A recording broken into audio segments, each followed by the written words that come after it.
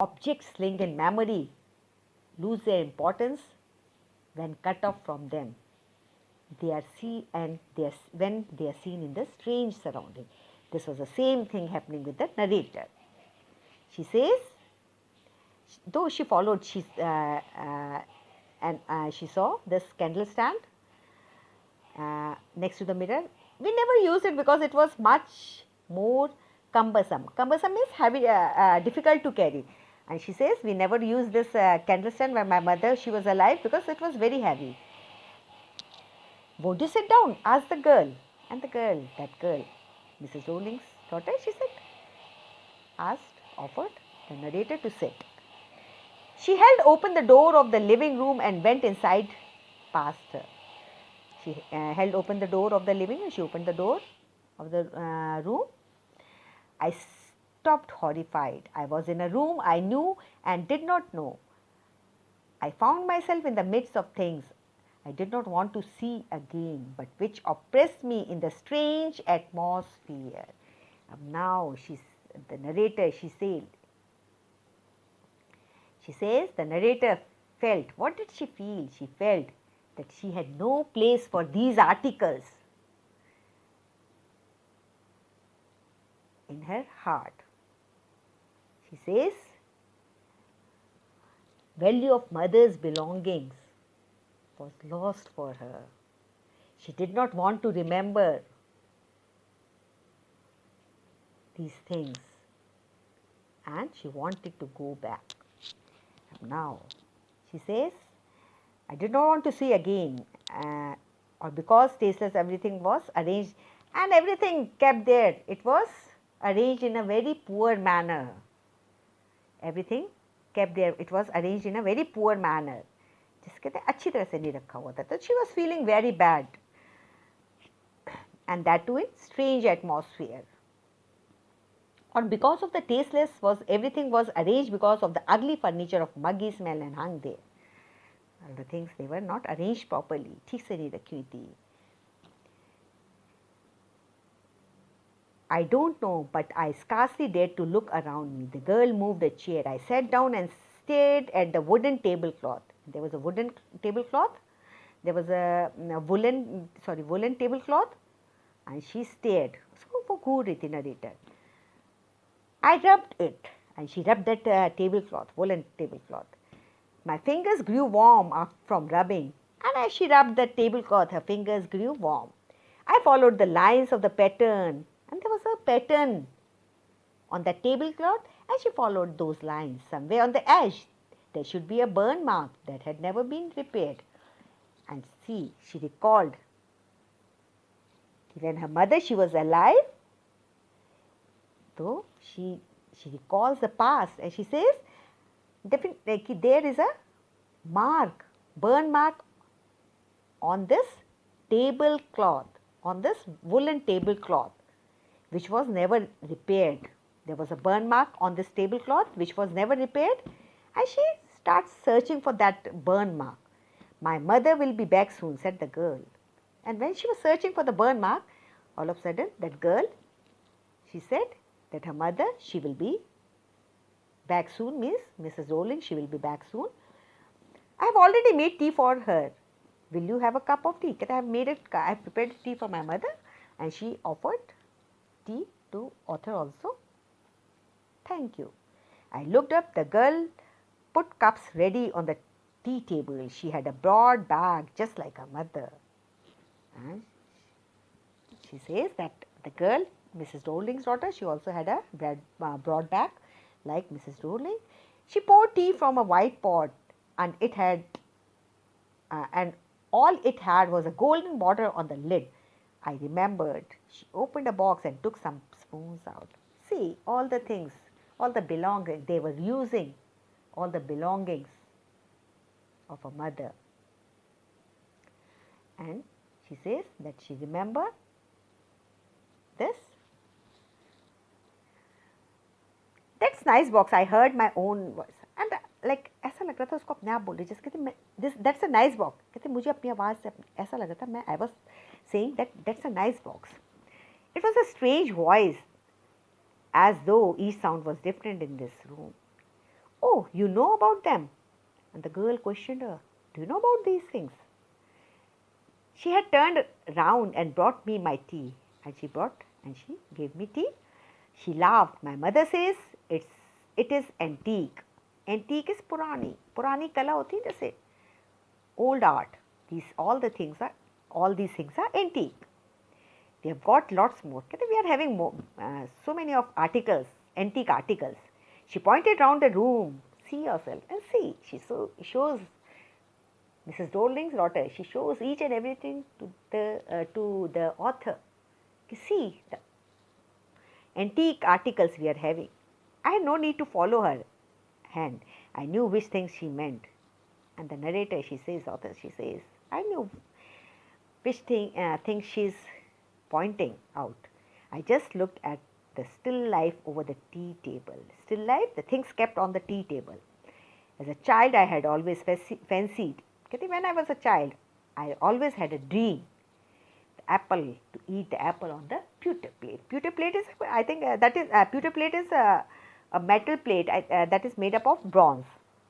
We use it for everything, she said. Once we even ate off the plates hanging there on the wall. And she says, we use it for everything. And we use this pewter plate. Mrs. Dorling daughter, she told that we use this plate for everything. And she showed, she pointed towards the plates hanging on the wall. Once we had food in those plates also, which are hanging on the wall. I wanted to so much, but it was not anything special. I had found the burr mark on the tablecloth. As I told you earlier, like she remembered that there was a burr mark on that woolen tablecloth and she found it. She was searching for that and she found it. And it was never repaired. She says it was never repaired and still it was there. The girl looked questioningly at me. And she looked at her astonishingly, जैसे आश्चर्य में, जैसे कोई, she was questioningly, जैसे सवाल, she wanted to ask something. Yes, I said. You get so used to of touching all these lovely things in the house, you hardly look at them anymore. You only notice when something is missing because it has to be repaired or because you have lent it for example.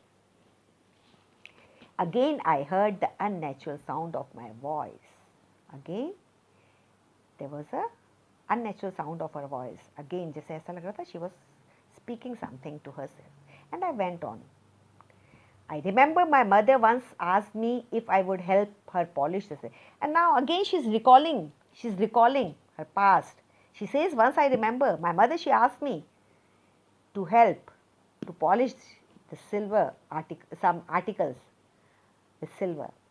It was a very long time ago and it is बहुत पहले की बात है. And I was probably bored that day or perhaps I had to stay at home because I was ill, as she had never asked me before. And that was the day when I was not feeling well. I had to stay at home and I was feeling bored. So my mother, she offered me to polish. I asked her which silver she meant and she replied surprised that it was the spoons, forks, knives, of course. And she said that I asked her which silver you're talking about. Then she told me that all the cutleries, all the spoon, forks, knives, these are of silver. And that was a strange thing. Why was that strange thing? Because the author says that she was not aware that the things which they were using, which they were having, the spoons, forks and all those things, they were of silver. I did not know the cutlery we ate of every day was silver. And she says, and I was also not aware the cutlery which we used, that was of silver. The girl laughed again. The girl, she started laughing. Mrs. Dorling's daughter, she started laughing. I bet you don't know it is either. I looked intently at her. And I can bet. Then the author, she says, I bet you are not also not aware that these all cutlery is of silver. What we eat with, she asked. What we eat with? जिससे हम खाते हैं. Is it? She was also astonished. Well, do you know? And again she asked, do you know that these cutlery, all these spoons, forks and everything is of silver? She hesitated. She walked to the sideboard and wanted to open a drawer. She hesitated and थोड़ा हिचकिचाई और वो there was an almirah kept and she went there. she walked to the sideboard and wanted to open the door, and there was a drawer, and she wanted to open that door. And look, it's in here. And she opened the door, and she wanted to open the door, and she said, "And look, मैं देखती हूँ, everything is kept in this drawer." I jumped up. I was forgetting the time. I must catch my train. And she was so much busy. And the narrator, the author, she was so much busy that she forgot that she has to catch the train. It was the time for her train. And all of a sudden, she jumped up. She had her hand on the drawer. "Don't you want to wait for my mother?" And the girl, she asked, "Don't you want to wait for Mrs. Dorling?" "No, I must go." I walked to the door. And the narrator, author said, "Yes, I don't want to wait for her. I had to go because it's my train time." The girl pulled the door open. "I can find my own way." As I walked down the passage, I heard the jingling of the spoons and forks. Jingling of the spoons and forks. That girl, she had opened the door, and the jingling of the spoons and forks could be, and the narrator, she could hear the jingling of the spoons and forks. At the corner of the road, I looked up at the nameplate. Again, when she was leaving, she again looked up at the nameplate. Marconi Street, it said. I had been at number 46. The address was not correct, but she says the address was not correct, but now I did not want to remember it anymore. And now she says she did not want to remember the address and she wanted to go back. I would not go back there because the objects that are linked in your memory with the familiar link of former times, the things, the objects which are linked to your past time, instantly lose their value when severed from them. You see them again in strange surroundings. And those things, they hardly matters. They had no value. Now she says value of mother belongings was lost for her.